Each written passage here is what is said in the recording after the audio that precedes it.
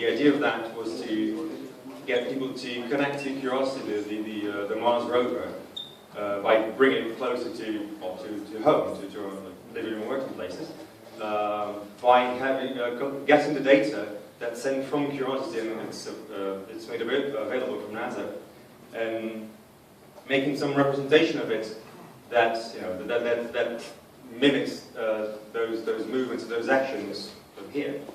So we decided to implement that using a LEGO rover. So we actually split the team in two parts. So half the team worked on the hardware bit, like making this, and the other part of the team worked on getting the data from NASA, putting it in an easily usable format, and transforming that into commands for the rover. So I'm just going to show you slightly the rover itself, and then we're going to talk about software and do a demonstration. Well, this is sort of the product of 10 iterations or so. After each one, we discovered that it didn't really steer well, or it didn't handle the weight and things like that, which makes our respect for people who made the actual rover increase a lot. On the other hand, they could use metal, we have plastic, so I think so it was really cool to build, and it's interesting because the stuff that we thought was going to be fairly easy, like make a curve, it's actually quite hard once you put even the smallest amount of weight to it, like the brains themselves. You're going to see here, especially because this is quite slippery, that we have some difficulty steering it. We built two types of steering, both by having the back wheels, which actually power the rover, rotate at different speeds, and by rotating the front. Like this. But it was very hard to get those two to go together in a stable fashion. Want to talk about the software bit? Yeah, sure. So when we started yesterday, we kind of thought, like, cool, we'll grab some data from NASA, and then we'll build cool stuff. And so we figured the first part would be very easy, just grab some How text hard files. can it be? How hard can it be? It's just some data, some coordinates. That turned out to be very difficult. The NASA data is stored in a format that can be used for everything that they do. It's called SPICE. And so the six of us spent about 2 days getting the data out. So what we want to do is kind of twofold. The first part is getting out this data from the rover and supplying it to this. But the second is making that data available through an API easily, so that other people can reuse that and don't have to go through the pain that we did. So what we did was NASA provided some libraries to interact with that data, and they're in Fortran or C. So we chose the C libraries to extract that data. And after that, we wrote a Python program that takes that data and controls the rover to make it move the actual path that the actual rover moved on Mars, and then scale it down to be able to do that in your living room. So that's it, right? yeah. So yeah, I mean, it's not this scaled down. So we're gonna show like a short bit of it. Just demo, and the steering is not nearly as reliable as the actual rover, so it can't. Yeah, exactly. And I'll make sure it doesn't fall into the crater there.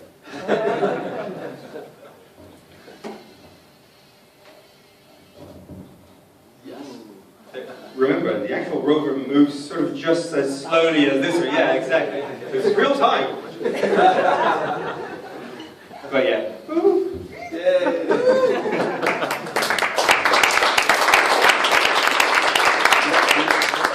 Again, it's hard to tell at this scale, but it's when we're actually steering and moving into the actual movement of the original rover.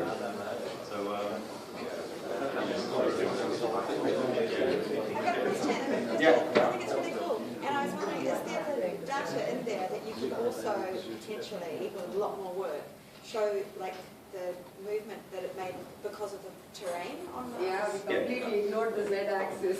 There is a lot of data.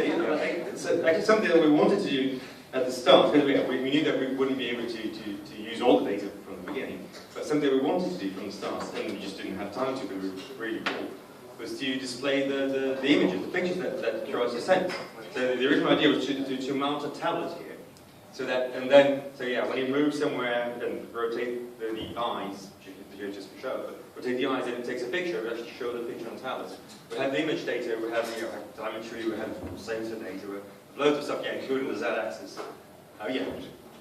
Surely we just didn't have, we didn't manage to have all that data yet. I'm really impressed that you managed this in 2 days. That'd be really good. So there's loads of data and a lot that you can do with it. Another question? Just to check whether I understood it properly. I think you stated that these NASA data are available in a very difficult to access format, this spice format. So half of your project has been to make this more easily accessible to the general public. You can explain. Yeah, so all the data that we extracted is public, and all the code that we use to extract the data is also public. What we didn't have time to do yet, but what we'd love to do in the future, is provide a nice RESTful API and around that data, and then grab it as it comes in from NASA and provide it to other people. I think it's actually a very important point, like next step, like the immediate next step should be have a RESTful API that can be easily accessible and get easily readable and parsable data from that, like from this complex regional data on this side, and on this side to make this like more reliable and make it move better and to better scale. Because once we can make it more accurate, the rover more accurate here, we can scale it out sort of as much as we want to move slightly and change the time scale as well, so we can make it move faster and slower. That depends on getting the engineering right here. I think it's really cool idea that you can download once in a while, whenever it becomes available, the protocol, or let's say the movement for the robot you have at home, and you become very aware of the things which are happening up there. But as I actually see, maybe, I don't know whether this is feasible at all, but as a kind of spin-off of your product here, could be actually, you have a kind of protocol which translates operational software from space to a non-space in a way. Maybe you could apply that also to satellite altitude controls, which you then could use for other markets like the UAV market, for instance. Yeah, absolutely. It's like the software side of this is basically data translation. Yeah, it's very, so maybe a lot of other spin-offs from space software protocols can come back on Earth. Make it bidirectional. You get the sensor data from Mars, you can put it in here, and you get the steering because you got the satellite imaging. You can steer the rover from Earth, you can put it up, you get bidirectional, and you can merge the data. Interesting. Anyway, the easy access to the data, actually finding. Yeah. If you have a database that's so hard to access, nobody can ever do anything with it, other than very, very talented software engineers with a lot of perseverance. Can make it accessible to the general public. I have a quick question for you. It's actually a question for others as well. I just didn't mention before. It goes for the other teams as well. Did you manage to collaborate with other people? And if so, how? How did it go? Actually, the team from Paris contacted us. They were also working on Curiosity at home. They posted on our website and said, we are having real difficulties with this data, did you get anywhere with it? And so we posted all our resources cool. and also our source code by the time what we had uploaded. So hopefully it helped them as well. Cool. And a couple of other individuals also were interested in collaborating, but it was a really short duration to do from distance collaboration. Sure. So we couldn't We didn't work together with them. Okay. Okay.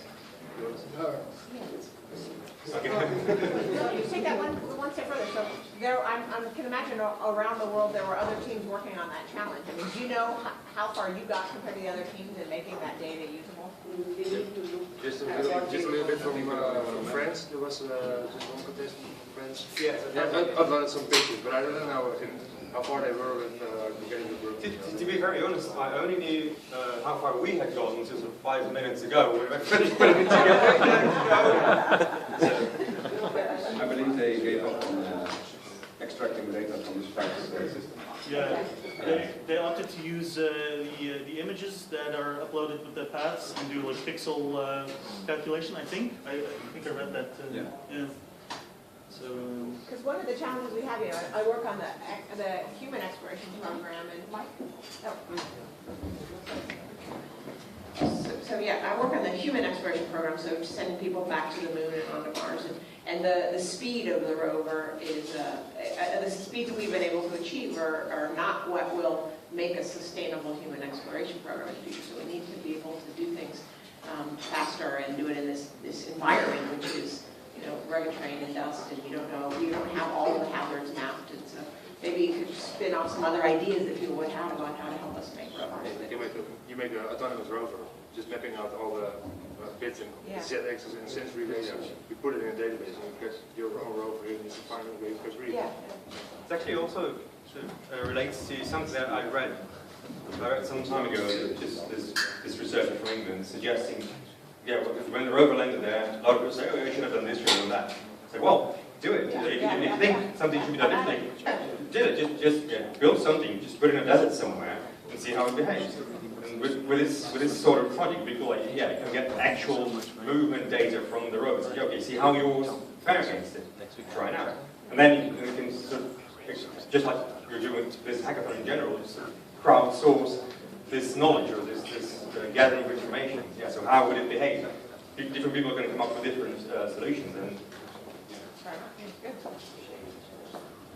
also, the software is already able to track any satellite or any orbital path over the planet.